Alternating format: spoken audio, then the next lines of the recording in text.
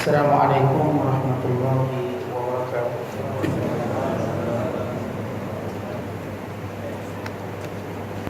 Alhamdulillahilladzi hadana lihadza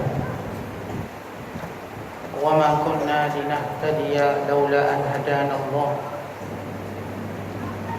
Asyhadu an la ilaha illallah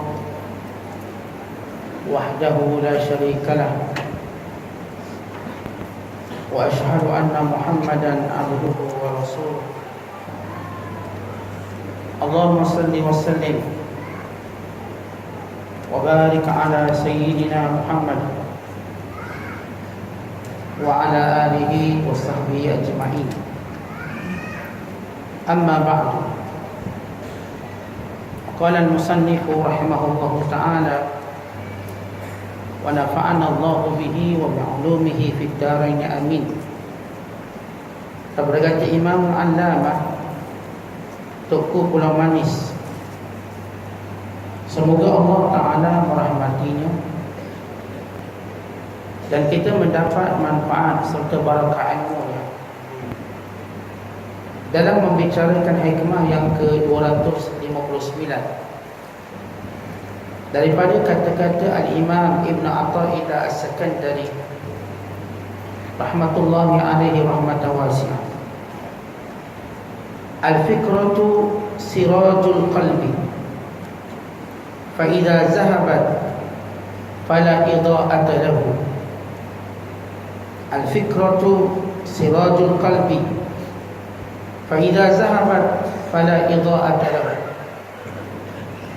Berfikir itu adalah pelita hati yang dapat menunjuk hakikat sesuatu. Maka bila ia hilang, yakni padam, maka hati itu pun tidak lagi menjadi terang, yakni gelap. Kata Tuku, sebab itu pernah kita dengar bahawa fikir yang tafakur dalam sesaat itu lebih baik daripada ibadat 70 tahun. Hati yang kosong daripada nur berarti gelap kerana adanya kebodohan dan tipu daya. Bila hati itu tidak terang, yakni gelap, maka jadilah ia seperti orang buta yang meraba-raba tanpa haluan. Muslimin dan muslimat yang dirahmati Allah sekalian, hikmah yang ke-259 yang masih lagi berkait dengan fikir atau tafakkur, masih lagi berkait dengan muhasabah diri yang membawa kepada kenalnya diri kita akan Allah Subhanahu wa taala.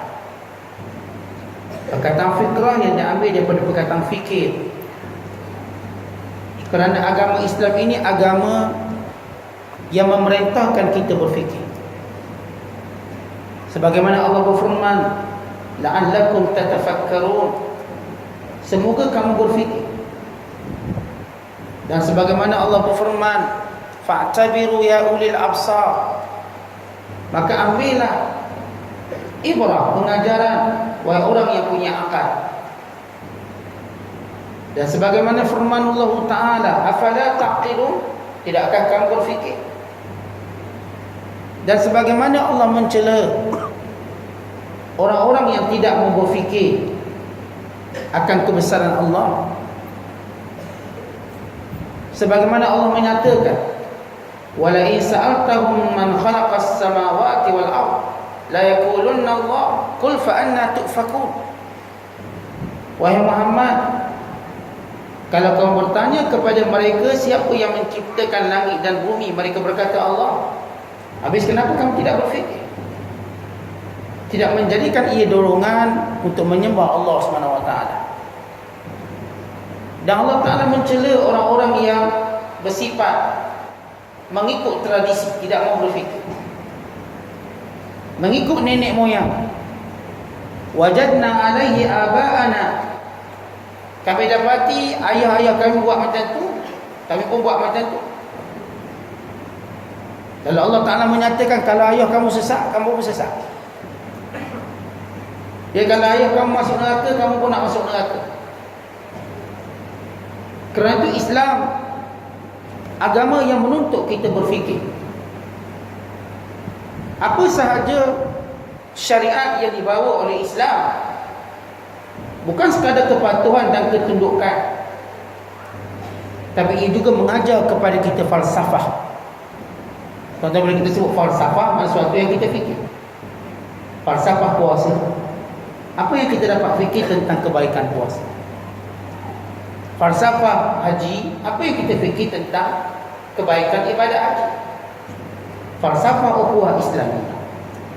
Bila kita sebut je falsafah atau dengan bahasa lain objektif. Apa dia objektif? Yang dimaksudkan dengan objektif sesuatu yang mampu kita fikir, yang bersifat positif, yang ada dalam Islam. Islam bukan mengajar kita puak turun.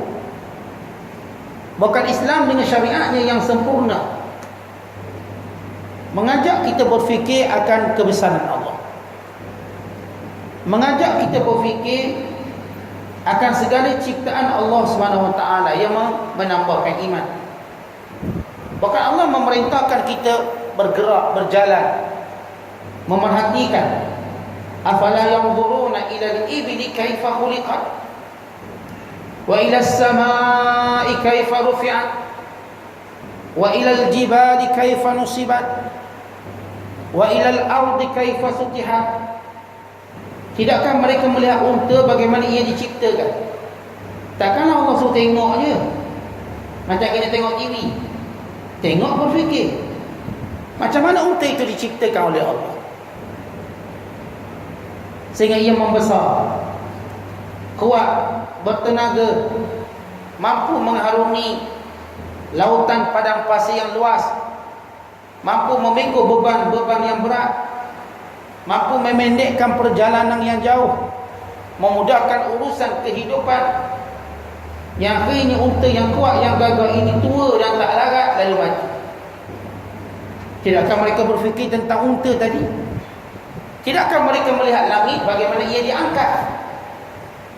Bukan makna Allah suruh tengok langit, suruh fikir macam mana dia diangkat tanpa tiang, dibina tanpa pakai skylift atau crane. Celak mata kita nampak dah ada langit yang diangkat tinggi, yang tidak punya tiang, yang kita nampak. Yang Allah Ta'ala sebut dalam Quran, alladzi khalaqas samawati bighairi amadin tarawnaha wa alqa fiha rawasiya an tamida bikum. Dan dia Allah yang menjadikan langit dengan tiang yang kamu tak nampak. Langit ini ada tiang tapi kita tak nampak, yang kita tak mampu lihat, yang kita tidak mampu nak tengok, tapi ia ada, sehingga tertegak berdiri langit. Dan Allah menjadikan gunung ganang sebagai pasat bumi. Tak tengok. Tidakkah kamu melihat bagaimana bumi dihamparkan?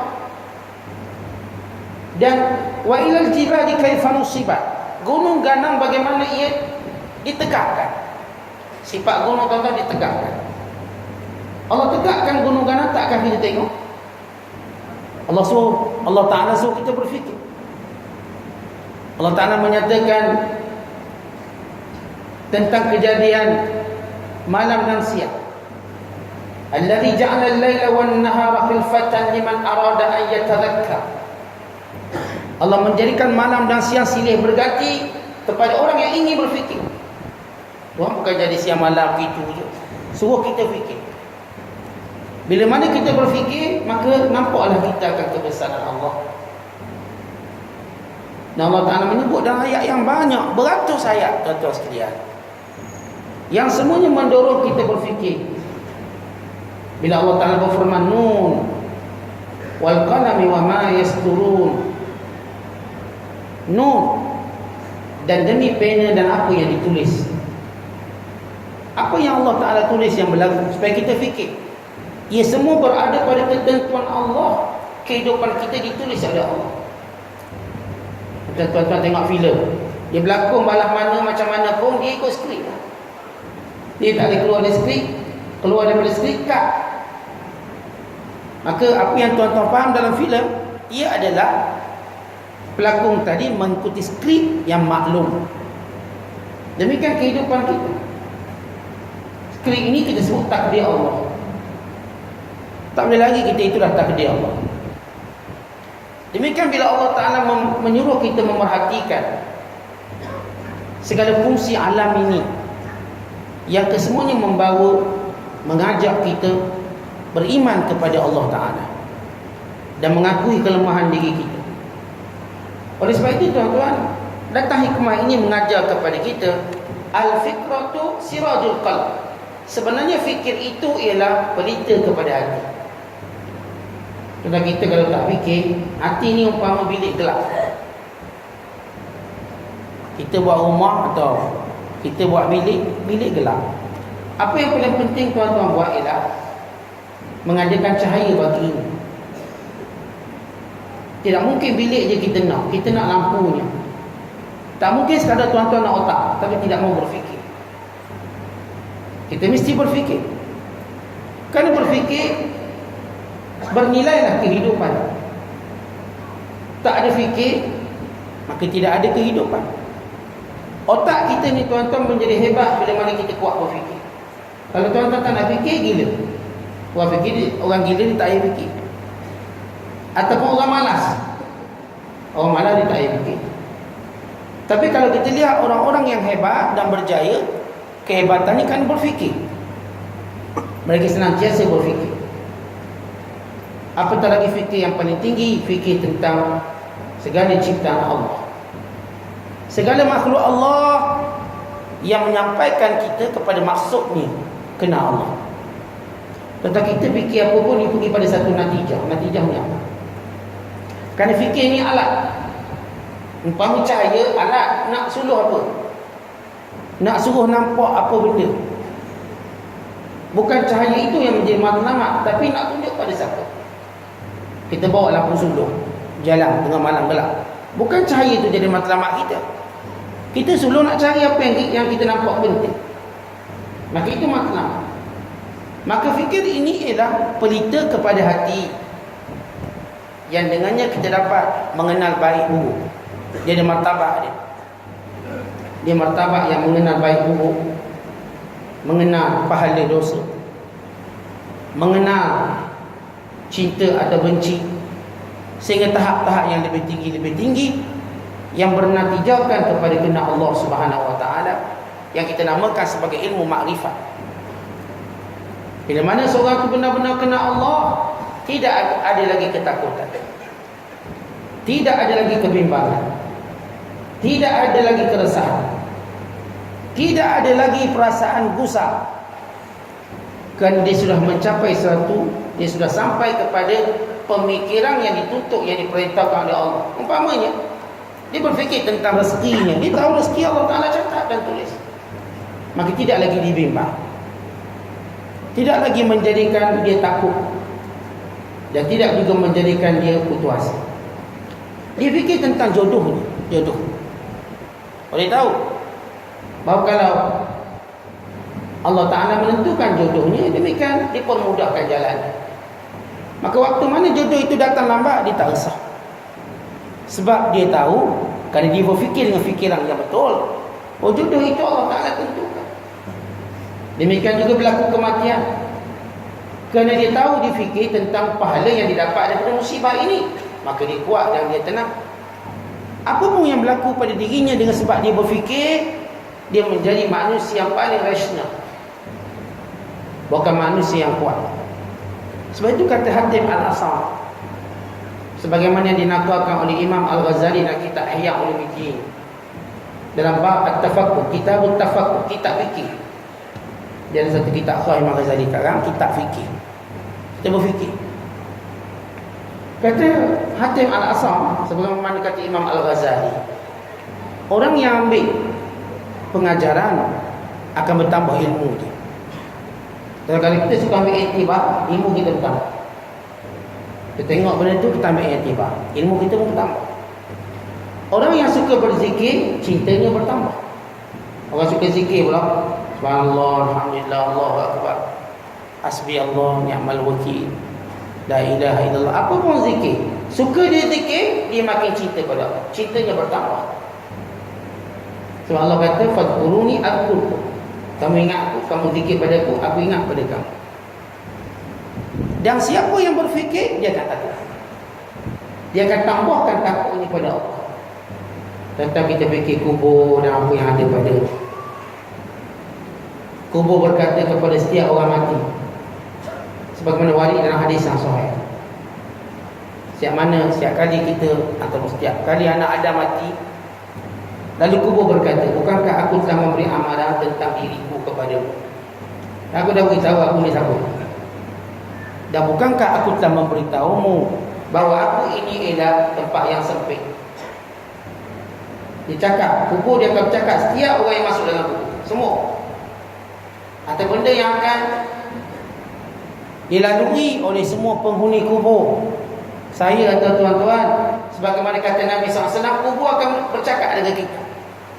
Ada ucapan aluan dia.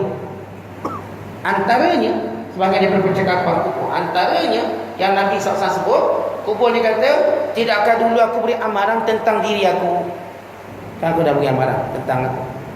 Aku ni memisahkan anak dan isteri, suami dan isteri, ibu dan ayah. Itu aku, kubur. Menjadikan kamu bersendirian. Dan kata kubur lagi, bukankah aku telah mengingatkan kamu bahawa aku ni sempit? Dan aku mengingatkan kamu bahawa aku ini adalah tempat yang penuh dengan ulat. Ana baitud dud. Itu yang aku ingatkan kepada kamu. Maka apa yang kamu sediakan untuk aku? Kata kubur ni aku dah beritahu, ni. Kamu siap apa? Siap. Amal soleh, selamat. Kalau tak ada amal soleh, kiamat. Kan itu bila kita berfikir ke arah tu, maka bertambah takut kita. Kita berfikir tentang kematian. Waktu melihat malakul maut, fikir, kemana saya waktu datang malakul maut? Keadaan tak ada orang boleh tolong saya, tak ada orang mendengar cerita saya, tak ada orang yang mungkin mengetahui sakitnya saya menghadapi sakaratul maut. Maka datang rasa takut. Takut inilah yang menjadi motivasi untuk kita tambah amal dan mencari jalan-jalan yang akan amankan kita. Amankan kita. Waktu saya nak melihat malakul maut, apa yang mengamankan saya? Bila saya melihatnya, waktu mana saya nak tengok kubur, saya fikir saya takut. Apa yang akan mengamankan saya?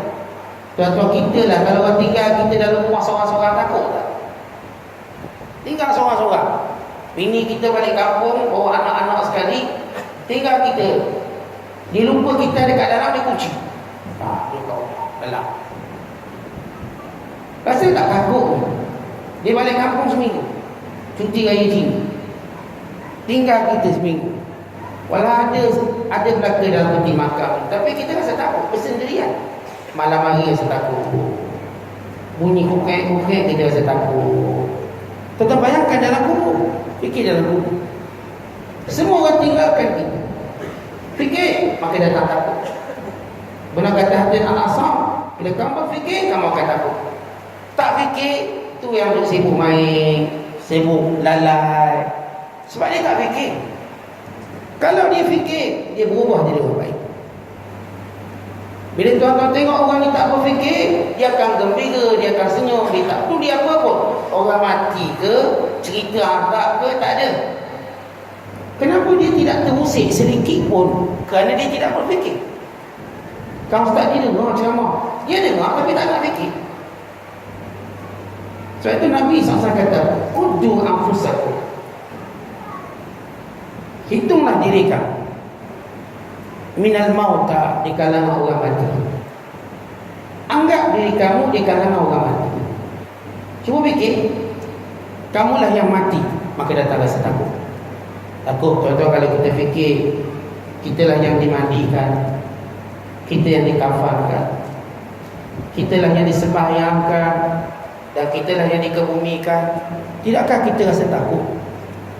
Takut itulah yang menjadikan saya akan beramal bangun malam, supaya saya diamankan dalam kubur, diterangi dengan cahaya, dengan amal soleh. Kerana Rasul, kerana Nabi SAW beritahu saya, Tapi kalau orang tu baik, sembahyangnya akan berada atas kepala dia, zakatnya akan berada di kanannya, puasa berada di kirinya, silaturahim, amal ma'ruf, sedekah, semua keliling dia mengamankannya, menjadikan malaikat muka dan Nabi tidak mampu mendekatinya, cuma mampu bertanya, dekat tak boleh. Saya fikir benda ni, maka ini yang mendorong saya mempersiapkan amal soleh. Saya jaga sembahyang saya jaga puasa, zakat saya jaga silaturahim saya jaga sedekah saya jaga segala ma'ruf, kerana mereka ini semua teman-teman saya dalam kubur. Itu yang kita berfikir. Tapi kalau orang tak fikir, dan kalau bila kita sebut syarat berfikir, bukan berfikir kosong macam tu, kita tak jumpa apa-apa. Fikir mesti berdasarkan pada sumber ilmu. Ilmu tertinggi ialah ilmu datang dari Allah, Al-Quran. Sebab tu bila kita tengok Quran, baca dengan berfikir, bukan baca je. Afala yatadabbaruna al-Quran? Tidakkah mereka bertadabbur akan Al-Quran, yang berfikir? Dan sama juga dengan hadis Nabi sallallahu alaihi wasallam. Bukan hafal kemudian dengar, tapi berfikir. Setiap yang Nabi sebut tadi supaya kita berfikir. Sebab itu para sahabat bila Nabi sebut an-nar, api, mereka sudah menangis. Nabi cuma sebut api.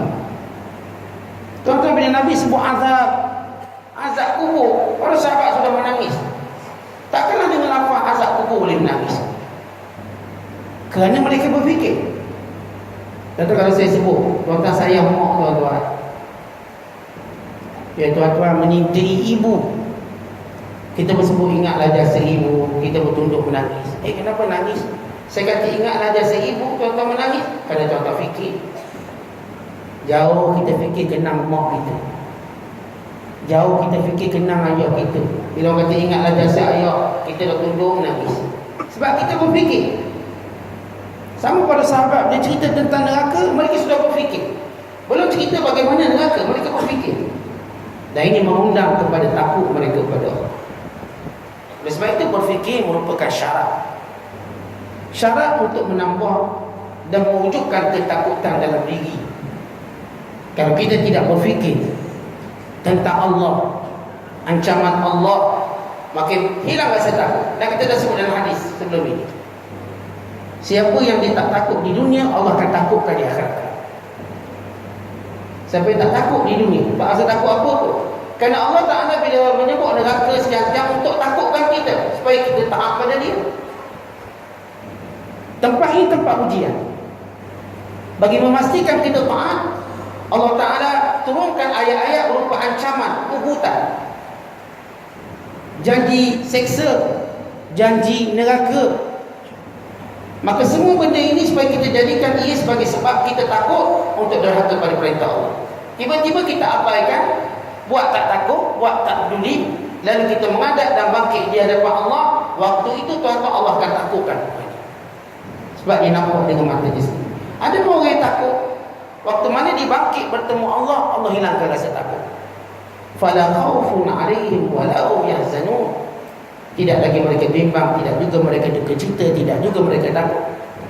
Tak takut lagi. Bukan mereka bergembira. Bergembira tempat mereka. Tuan-tuan, mereka tidak lagi takut dalam kubur. Sebab dahulu mereka sudah takut. Orang tak pernah fikir kubur, tak rasa takut. Kelak mereka akan takut dalam kubur.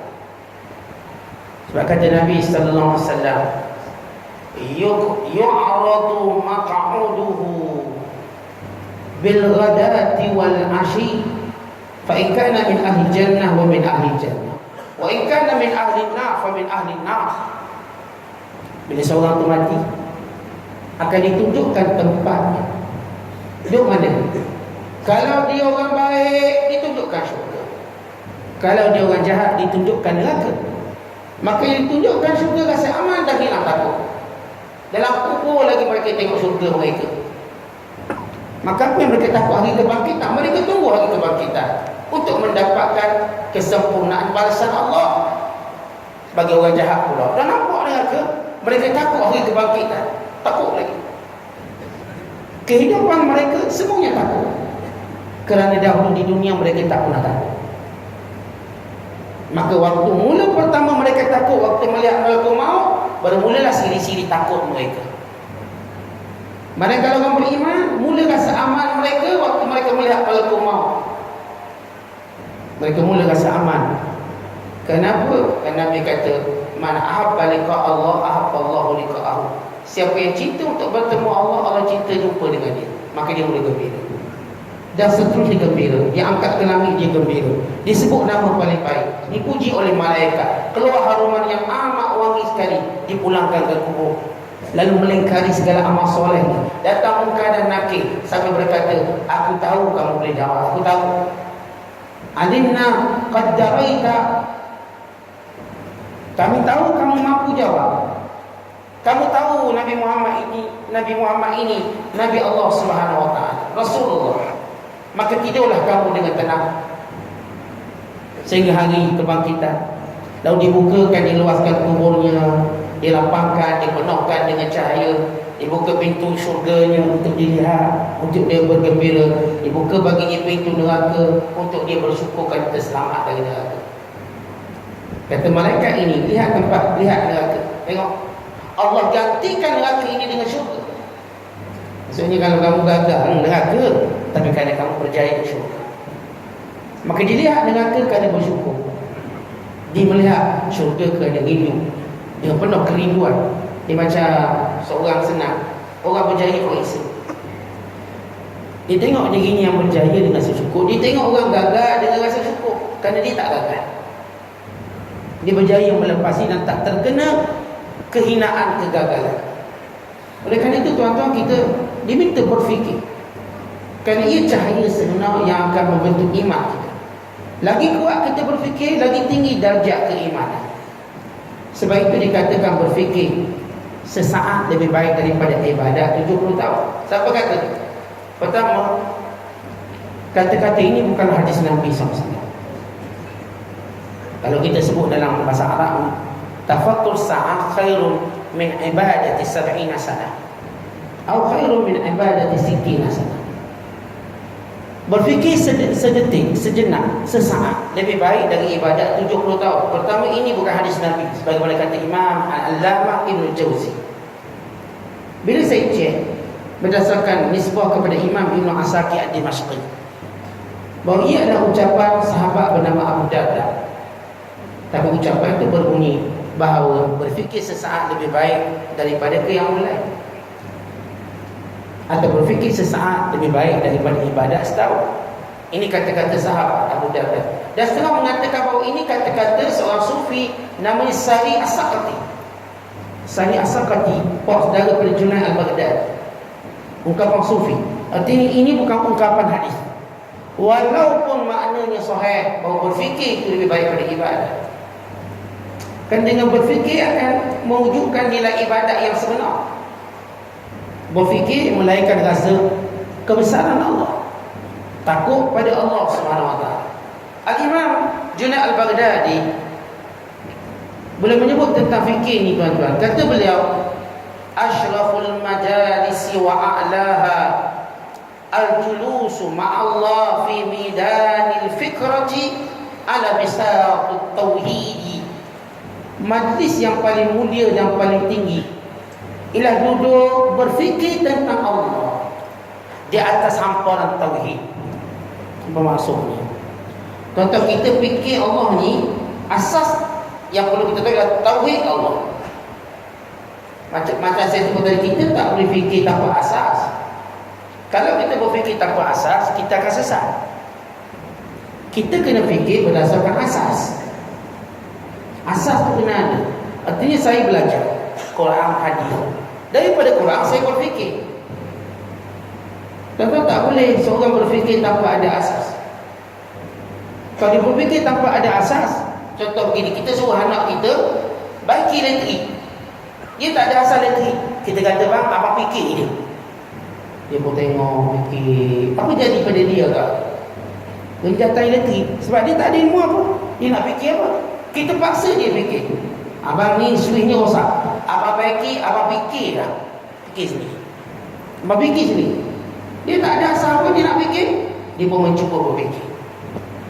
Dia kata wire ni kena sambung kat lidah orang Ali ni, atau kena sambung kat telinga. Dia potong kat telinga, terus kerak dia mati. Dia tak ada asas.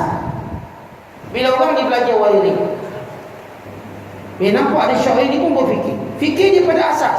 Ni wire ni ikut mana? Ikut mana? Ikut mana? Dia fikir. Maka betul ni. Kita nak berfikir tentang Allah, kita kena ada tauhid. Maksudnya mengajilah, belajar tauhid. Belajar tauhid. Asas tauhid tadi lah tuan-tuan berfikir tentang Allah. Maka tak sesatlah kita. Tak ada tauhid dalam berfikir tentang Allah, binasa. Sebab itu kata Junaid al-Baghdadi, asyraful majalis wa a'laha al-julus ma'allah fi midani atau fi maidani fikrati ala bisan tauhid. Sebesar semulia-mulia majlis, semulia setinggi-tinggi majlis, duduk bersama Allah. Apa maksud duduk bersama Allah? Ataupun duduk untuk berfikir tentang Allah. Maksud tentang Allah, segala makhluk-makhluknya, segala kesan-kesan kebesarannya, fi maidani fikrah, dengan berfikir, tapi jangan lari daripada asas tauhid. Maka ini semulia-mulia majlis. Sebab itu kata Ibn Mas'ud, ijlis bina nu'min sa'ah, duduk sekejap kita beriman seketika. Syiah para sahabat, duduk kita nak beriman seketika. Maksudnya apa? Duduk, mari kita berfikir tentang iman. Fikir bagaimana kesudahan kita, bagaimana kematian kita. Kita sudah melihat umat-umat dahulu mati. Kita dah kenal orang-orang yang kita kenal, yang kita sayang sudah mati. Bagaimana hari kematian kita? Bagaimana nanti waktu datang giliran kita? Tuan-tuan tak fikir waktu datang giliran? Tuan-tuan sudah saksikan giliran ibu ayah kita, giliran pak saudara kita, atuk nenek kita. Fikir tak fikir giliran kita nanti? Ustaz, nanti kalau giliran saya mati macam mana saya? Adakah waktu itu saya sedang berzikir? Atau waktu itu saya sedang lalai? Atau waktu itu saya sedang berputus asa? Atau waktu itu saya dalam maksiat? Atau fikir tadi yang akan menetapkan satu hal itu kehidupan. Habis awak nak mati macam mana? Fikir nak mati macam mana? Saya nak mati dan kadang saya ingat Allah, maka ingat Allah. Fakullum muyassarun lidzalik, setiap orang akan dimudahkan mengikut apa yang dia buat. Tuan-tuan nak apa?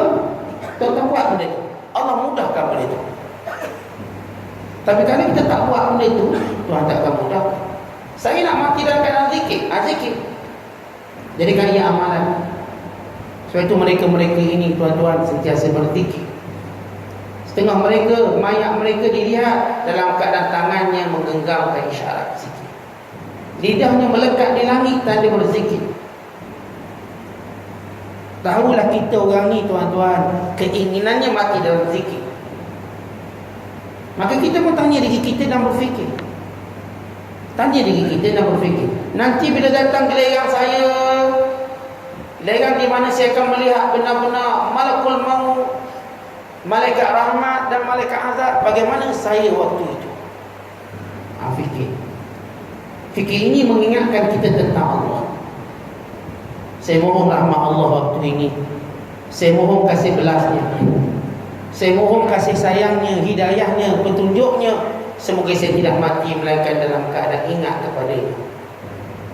Al-Imamul Allamah Ibnu Ajibah, Al-Imamul Allamah Abu Hasan Asy-Syadili, dia menyebut masih lagi tentang fikir. Apa kata beliau? Arba'atun man hazahunna fahuwa minas siddiqin al-muqarrabin, wa man haza minhunna thalathatan fahuwa min awliya'illahi al-muqarrabin, wa man haza minhunna ithnain fahuwa min asy-syuhada'il mu'minin, wa man haza minhunna wahidah fahuwa min ibadatillahi salihin. Ada 4 kali. Siapa dapat semua, maka dia sebenar-benar siddiqin, yang dekat dengan Allah. Siddiqin, satu tahap orang yang paling dekat dengan Allah Ta'ala sesudah Nabi-Nabi. Lepas Nabi-Nabi, nombor 2 siddiqin. Sebagaimana Abu Bakar gelarannya siddiq, Sepakat ulama dia paling mulia selepas Nabi Muhammad sallallahu alaihi wasallam. Dalam Quran Allah sebut faulaika ma'al ladzina an'ama Allahu 'alaihim minan nabiyyin was-siddiqin wasyuhada was-salihin. Orang-orang yang dikurniakan nikmat ke atas mereka, mereka ini akan bersama-sama dengan Nabi, Siddiqin, orang mati syahid dan orang soleh. Siddiqin darjat kedua lepas Nabi. Siapa yang ada 4 perkara kata Abu Hasan Syadzili, dia Siddiqin. Tapi siapa yang cuma ada 3, dia wali Allah, awliya yang dekat. Dan siapa yang cuma ada 2 sifat, maka dia darjatnya umpama orang yang mati syahid di kalangan orang beriman. Dan siapa cuma ada 1, maka dia di kalangan hamba Allah yang soleh. Apa benda 4 perkara? 4 perkara ni sama ada dapat belaka, atau dapat 3, atau dapat 2, atau dapat 1. Jangan tak dapat 1. Kalau tak dapat 1, maknanya kita bukan orang soleh. Yang pertama kata Abu Hasan Syadzili, az-zikru wa bisatuhu al-amalu salih wa samaratuhu an-nur. Yang pertama ialah orang yang senantiasa berzikir, ingat Allah. Dan hamparannya ialah amal soleh. Apa maksud hamparannya? Zikirnya dalam keadaan melakukan amal soleh. Zikirnya tidak terpisah dengan amal soleh. Bukan zikir kena mencuri, kena mengumpat, kena menista, kena mengumpat, tak. Zikir dia diikuti dengan amal soleh. Dan orang ni tuan-tuan, Allah tunjukkan buahnya ialah nur cahaya. Cahaya apa? Cahaya yang menjadikan dia berterusan bergerak menuju Allah. 1. Yang kedua ialah sifat yang kedua. Tengoklah kita ada berapa ni. Al-fikratu wa bisatuhu as-sabru wa samaratuhu 'ilm. Iaitu seorang yang sentiasa berfikir. Berfikir di atas hamparan kesabaran. Atas hamparan kesabaran yang buahnya ialah ilmu. Tuan-tuan, dia sentiasa berfikir. Fikirlah menjadikan dia orang yang kuat dan sabar. Semua apa yang berlaku pada dirinya, dia berfikir dan dia sabar.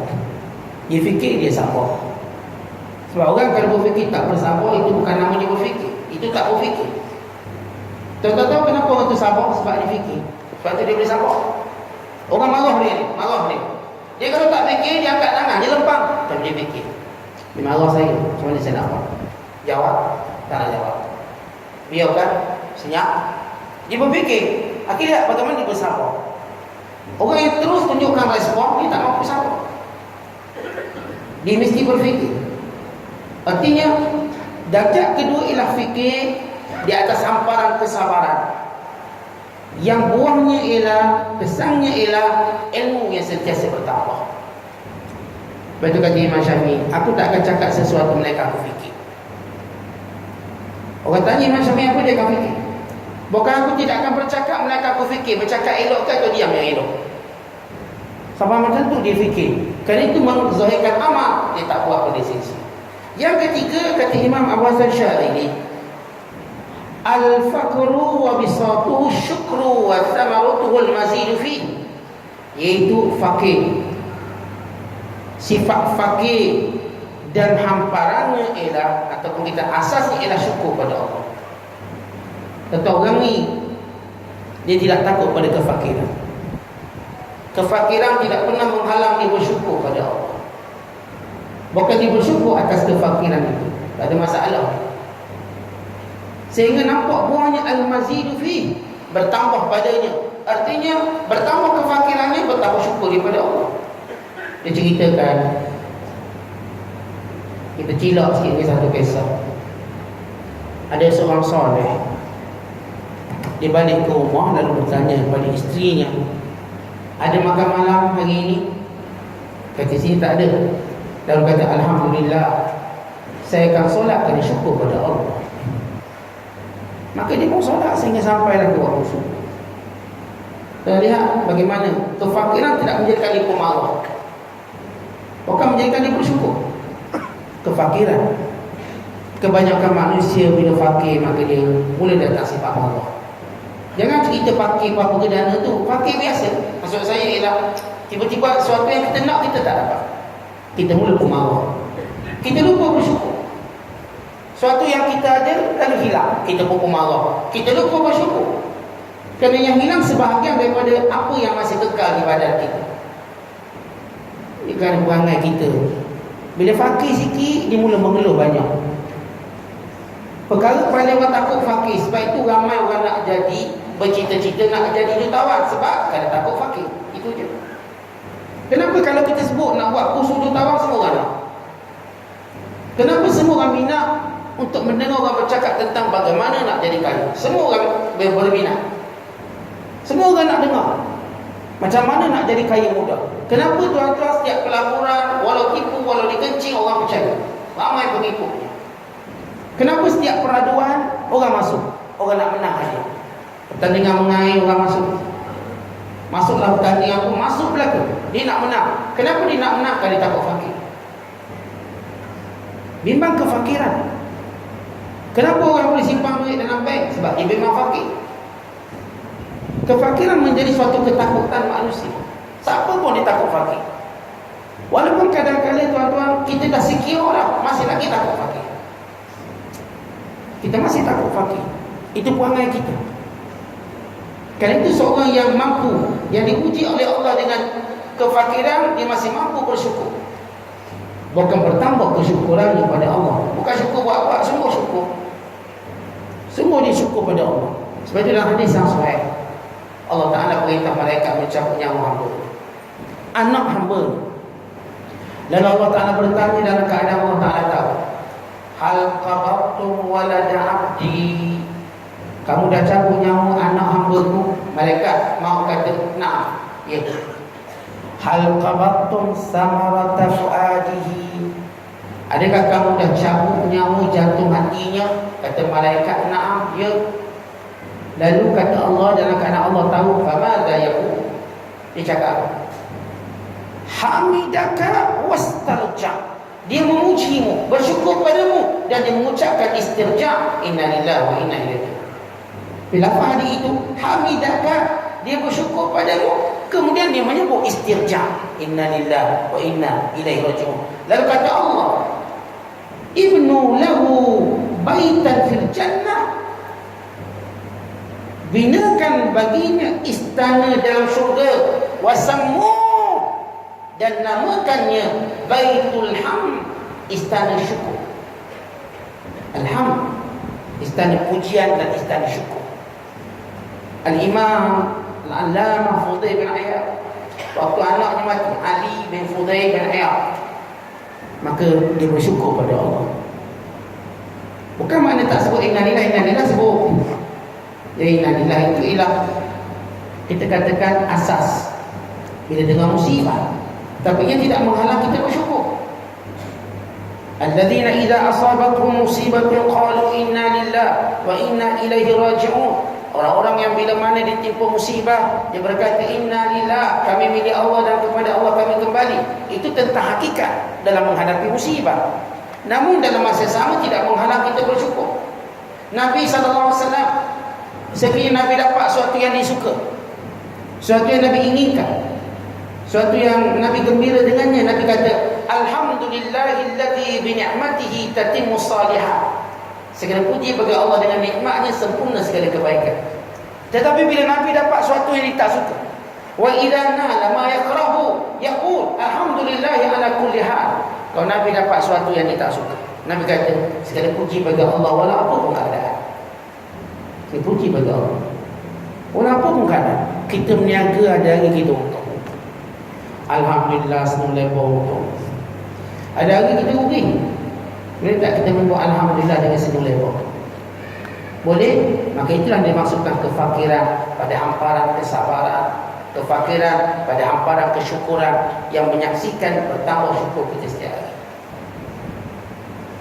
Boleh tak kita latih diri? Anda kata saya berniaga hari ni dapat RM100, esok dapat RM50, alhamdulillah, saya senyum sebagaimana saya senyum semalam. Datang tidak boleh ukur bahawa yang banyak itu baik. Kita tak boleh ukur, otak kita tak tahu. Kalau tuan-tuan ukur banyak itu baik, kita silap. Ramai mana orang dapat banyak lalu tidak baik dalam hidupnya. Tidak ada kebaikan dalam hidup. Ramai mana orang dapat sikit dan lihat bagaimana keberkatan hidup. Kalau ada orang gaji 10,000 masih hutang dengan orang. Ada yang orang Masya Allah kerja tukang kebun, kerja orang gaji boleh simpan duit, boleh beli tanah, boleh beli rumah, boleh tak apa dia hutang orang pula hutang dia. Allah berkati rezeki. Kadang gaji tak besar boleh pergi haji. Ada orang cerita gaji 20,000 sampai tak ada gaji. Bukan yang paling aneh, ditutup pintu hatinya untuk buat benda. Tak fikir langsung. Ada orang Masya Allah jual kerupuk kering, jual kerupuk lekor, simpan pergi umrah siap tahu. Saya jumpa seorang perempuan, saya suka beli kerupuk dia, kerupuk kering dia sedap. Balik kampung saya beli. Tanya makcik meniaga ni macam tak nak meniaga ni, sebab dia tak suka nak. Kita meniaga ni nak ke umrah je. Tuan-tuan setiap tahun pergi ke umrah, hanya meniaga kerupuk. Dia bukan meniaga kapal, bukan meniaga pasir, dia meniaga kerupuk. Dan tak tahu kerupuk berapa, RM10. Dia meniaga niat dia, setiap tahun dia nak naik umrah. Itu dia niat. Simple, very simple. Maka lihat bagaimana Allah memberkati. Dia kadang gaji 10,000 nak pergi umrah 4 tahun sekali pun payah. Tu pun cari package murah, ada murah lagi. Dia kena tipu. Habis package orang patut 5,000, dia cari package 1,500. Tu naik basikal, tu naik motosikal 1,500. Sebab dia cari murah. Sebab tu orang kita kena tipu juga. Pergi umrah pun kena tipu lagi, package murah. Jadi buat umrah 2,900. Kita tengok tak masuk akal. Ramai daftar, tenang, lari. Rupanya didi.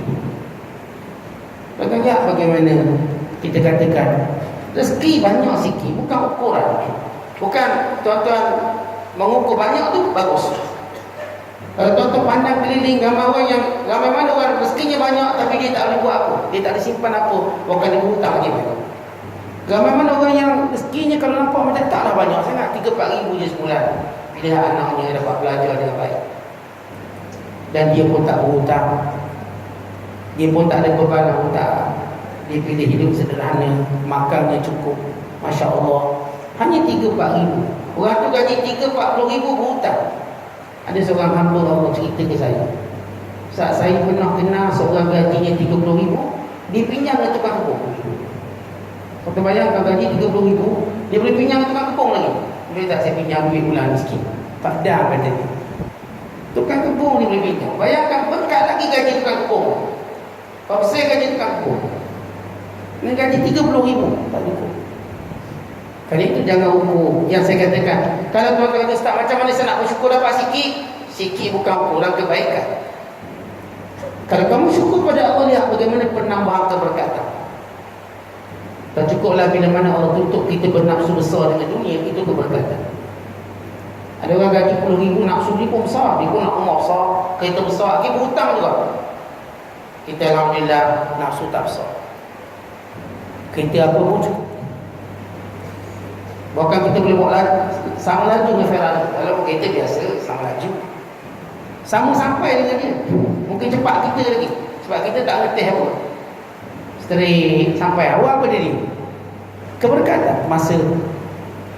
Maka benda-benda seperti ini yang kita perlu nilai kembali. Yang menjadikan saya ada tuan-tuan perlu bersyukur apapun musibah walau atas nama kefakiran. Dan yang ke-14 sekali ialah orang yang punya cinta, orang yang ada cinta pada Allah di atas hamparan membenci dunia dan ahlinya, dan kesannya, buahnya ialah sampai dia kepada Allah Ta'ala. Dinya dengan bahasa ikan 4 benda. Pertama zikir, yang kedua fikir, yang ketiga fakir, yang keempat ialah cinta. Tuan-tuan, kalau kita ada 4 ni, kita ialah orang-orang sedikit. Kalau kita ada 3, kita ialah wali Allah.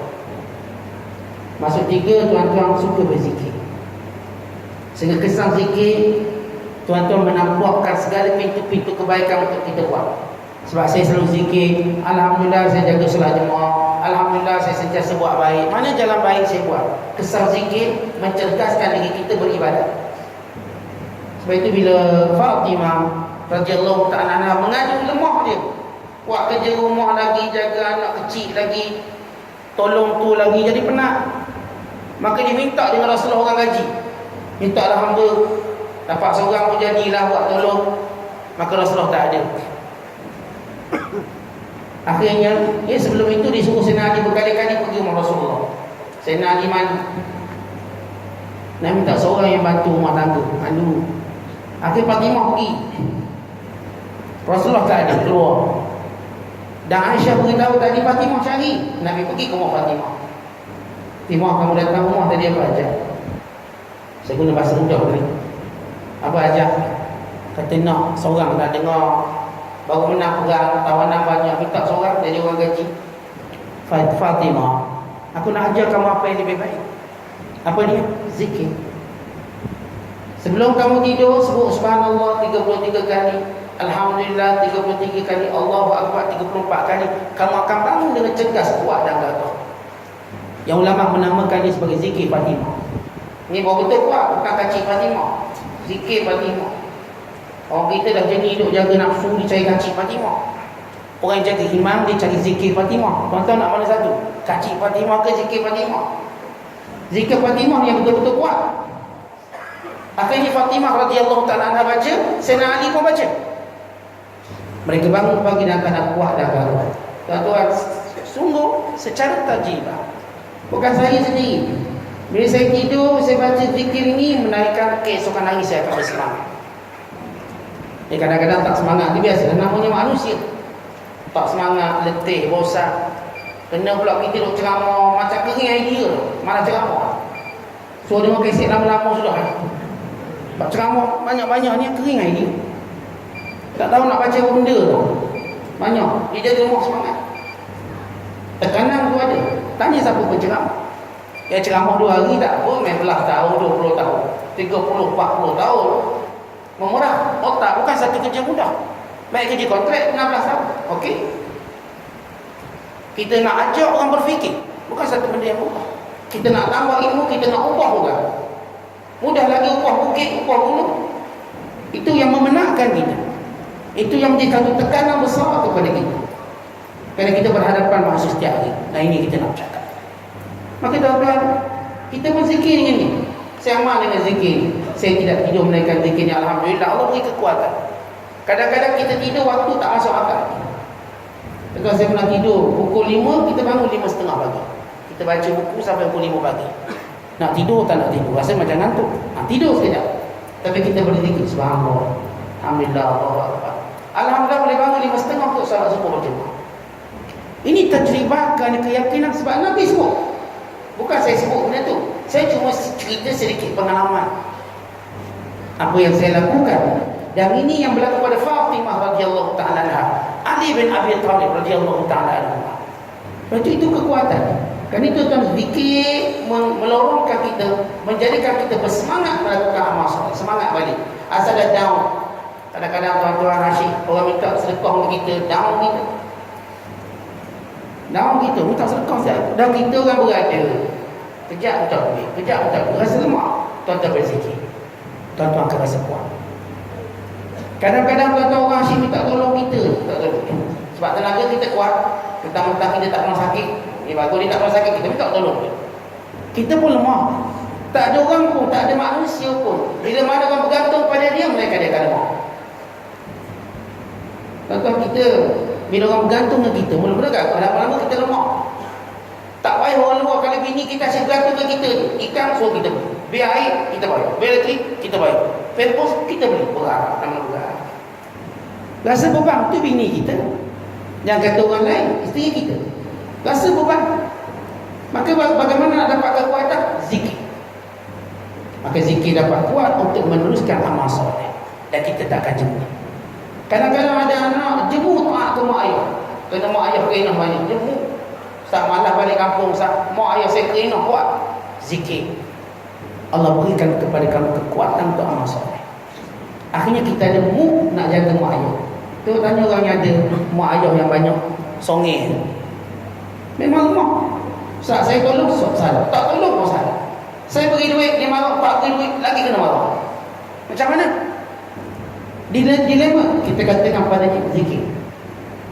supaya kamu tidak bosan untuk melakukan kebaikan. Ini dia kunci. Dan yang kedua kita sebut tadi ialah tuan-tuan, ialah fikir. Fikir yang akan menambahkan ilmu. Fikir yang sehingga kita bertambah. Yang ketiga kita sebut tadi fakir yang menjadikan kita bersyukur. Yang keempat yang kita sebut tadi ialah cinta yang menjadikan kita tuan-tuan bencikan pada dunia dan ahli dunia. Mereka kita cintakan akhirat. Kita cintakan Allah Subhanahu Wa Taala. Maka kalau kita ada 4, namanya siddiqin. Kalau kita ada 3, namanya wali. Kalau kita ada 2, namanya syuhada, orang syahid. Kalau ada 1, hamba Allah yang soleh. Moga-moga kita ada 1 tuan-tuan. Apa dia? Zikir atau fikir. Dan insya-Allah kita yakin tuan-tuan mungkin kita ada 2, zikir dan fikir. Moga-moga bertambah lagi kita dengan fakir untuk bersyukur. Diuji dengan fakir, kita bersyukur. Jangan takut, jangan resah. Ni baru diuji fakir, tak pakai lagi, boleh makan lagi. Dalam peti pun berlambak lagi makanan. Tapi dia fikir, bulan ni tak ada duit ni. Baru awal bulan dia cerita, akhir bulan dah tak ada duit. Dia punya takut. Sabar. Macam biasa, pergi minum kopi dulu, teko dulu, makan. Kenyang-kenyang tidur, lupakan masalah. Dan enggak ini ujian untuk kita syukur pada Allah. Kerana kadang-kadang dengan fakir, boleh kita tahu betapa lemahnya kita. Boleh kita nampak ruginya kita dulu waktu Allah lapangkan rezeki, kita tak banyak buat baik. Ruginya kita, nah ini Allah uji kita fakir. Maka syukurlah kerana kita dapat satu ilmu, iktibar dan pengajaran. Allahu a'lam bissawab. Assalamualaikum.